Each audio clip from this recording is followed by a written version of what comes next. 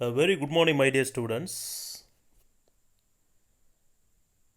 Today's session we are going to discuss the unit 1 metallurgy.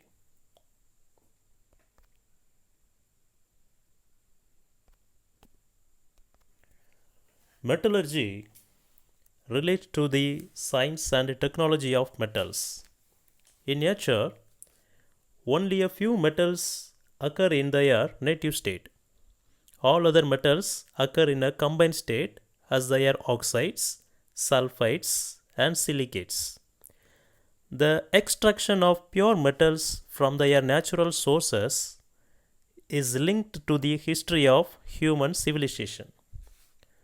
So nowadays, the study of metal it has been known by everyone. Why? Because if we knew the properties of copper, it is used in wire. Likewise, if you knew the properties of aluminium, it is used in the aircraft. So like this, if we know all the element properties, we can apply in a suitable application. So let us discuss the metallurgy lesson. The first question we see, so what is the difference between minerals and ores? So mostly we can extract the metal from the ore, not in the minerals. So that's why the first question is given like this: what is the difference between minerals and ores? And now I give some important tips. Mineral has very less metal, very less amount. So we cannot extract metal from this. So the mineral present in ore, because mineral is very less amount, but ore is large. In the ore, more than 68 percentage metal will be there, and the remaining impurities, rock impurities are present, right? So first we see that difference. The minerals, a naturally occurring substance obtained by the mining, which contains the metal in free state or in the form of compounds like oxides, sulfides, etc. That is called a mineral, right? So the mineral where it occurs, it is obtained by mining, right? Now we see the ore, the minerals that contains the high percentage of metal from which metal can be extracted conveniently and economically, right? So the point number 2 we see all ores are minerals. Here all minerals are not ores. So why they have given the points? The mineral present in ore, right? That's what is given. All ores are minerals. Here all minerals are not ores. Point number 3. Example, bauxite and china clay are the minerals of aluminium. Here bauxite only is an ore of aluminium. China clay is not an ore of aluminium. I hope you have understand well the difference between minerals and ores. Let us move to the second question. So what are the various steps involved in extraction of pure metals from their ore? So we have known very well, from the ore only we can extract the metal. So what are the steps we have to follow? The first step, concentration of the ore. Second step, extraction of crude metal. Third, refining of crude metal. First one, concentration. Second, extraction. Third one, refining. Right? The third question we see, what is meant by concentration of ore? Concentration of ore means removal of, it's the first step, removal of non-metallic impurities and rock material in the ore. So non-metal present in the ore, the first step we have to remove the non-metallic impurities. So from the non-metallic impurities we are unable to get the metal. That's why first step we have to remove it. That process is known as concentration of ore. Here one term we can use it, gangue. So what is gangue? The ores are associated with non-metallic impurities, rocky materials and siliceous matter, which are collectively known as gangue. So the non-metallic impurities, we have to remove that. The removal impurities are called as gangue, right? Now, the next question, write a note on gravity separation or hydraulic wash method. Gravity separation or hydraulic wash. So two terms we can use it, gravity separation method or hydraulic wash method. Actually, in this method,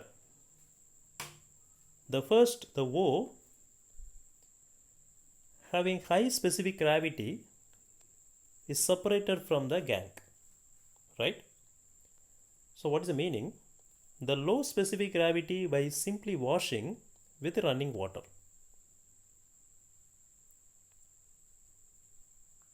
I show the diagram. The crushed ore, right? So ore is crushed to a finely powdered form and treated with a rapidly flowing current of water. So during this process, the lighter gangue impurities, non-metallic impurities, are washed away by the running water. This method is generally applied to the concentrated, the native ore such as gold, oxide ores, hematite, tingstone. Just you look the diagram. Here, hydraulic classifier is given, right? So by that we have to apply the ore, right? So the platform with wedges, we see that the water is coming from the pipe, right? The position of the platform is slanting. Here, the adjacent side, the cavities are given. The heavy oxides are left behind in the cavity, right? And the earthly impurities are washed away by the running water. So that's why it's given, the ore is crushed to a finely powdered form and treated with a rapidly flowing current of water. So during the process, lighter gangue particles, non-metallic impurities, are washed away by the running water and heavier ore particles are left behind in the cavity, right? The process is known as gravity separation or hydraulic separation method. Question number 6. Write a note about froth flotation method. Froth flotation method.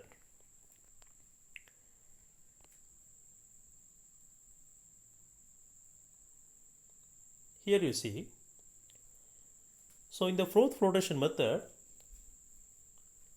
one type of ore alone we can apply. The sulfide ores alone we can apply in the froth flotation process. Maybe galena or zinc blende. Zinc blend, PBS or ZNS. The first, in the container, the crushed ore is suspended in water and mixed with the frothing agent such as pine oil, eucalyptus oil, etc. Right? And on collector sample also we have to add it a small quantity of sodium ethyl xanthate which act as a collector, right?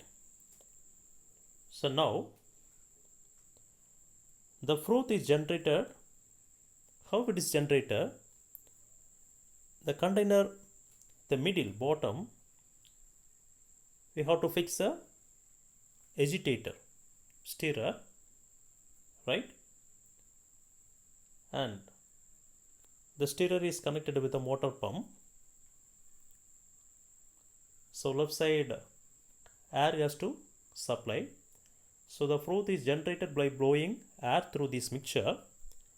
The collector, sodium ethyl xanthate molecules attach to the ore particle and make them water repellent, right? So that's why the sodium ethyl xanthate is added. As a result, the ore particles wetted by the oil rise to the surface along with the froth. Then the froth is coming out, right? Is skimmed off and dried to recover the concentrated ore. Here the gangue particles are preferentially wetted by water, settle at the bottom, right? So in this method, the sulfide ores are moistened by oil and oxide gangue are moistened by water. Just to see the diagram. So in the diagram, at the middle, we have to fix a stirrer. It's called agitator, right? Is connected with a pipe. The pipe is ended with a motor. So when the motor is running, is agitating. So here air also supplied. Actually this diagram is resemble with mixie jar. The mixie jar is open. What will happen? The large particles are cutting by the blade, right? It is coming up. The same method is applied here.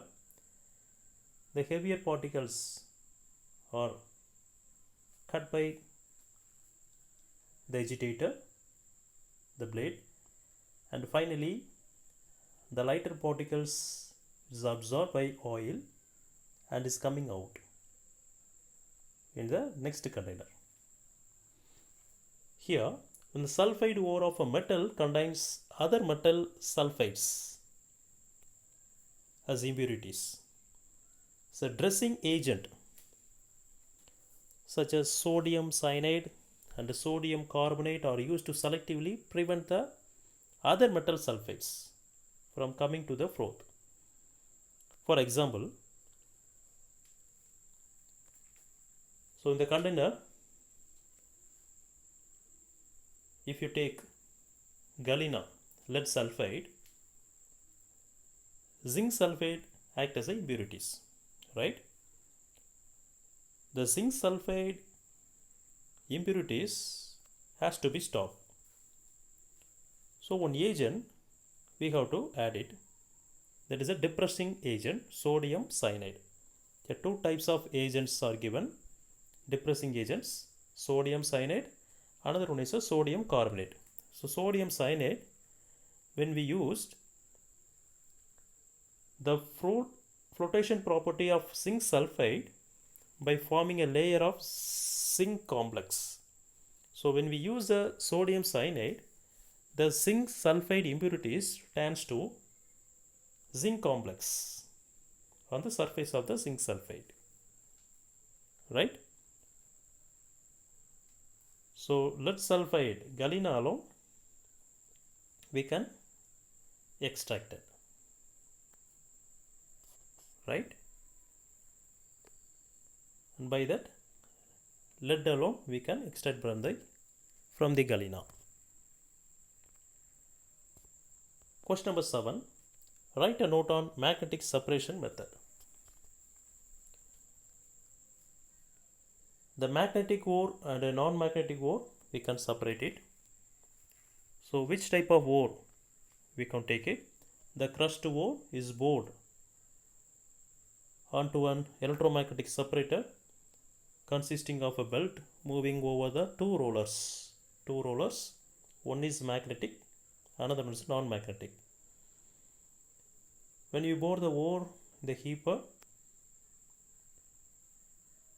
it is coming on the belt.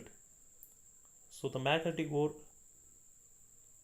is collected here and a non-magnetic is collected there, right? The magnetic part of the ore is attracted towards the magnetic and falls a heap close to the magnet region, while the non-magnetic part falls away from it. So what are the principles behind the magnetic separation method? This method is applicable to ferromagnetic ore. Ferromagnetic ore alone we can take in the electromagnetic separation method. It is based on the difference in the magnetic properties of the ore and impurities, right? So regarding electromagnetic separation method, what are the ores can be concentrated? Tin stone can be separated from the wolframite impurities, which is magnetic. Another one, chromite pyrolusite having magnetic property can be removed from the non-magnetic siliceous impurities. Thank you.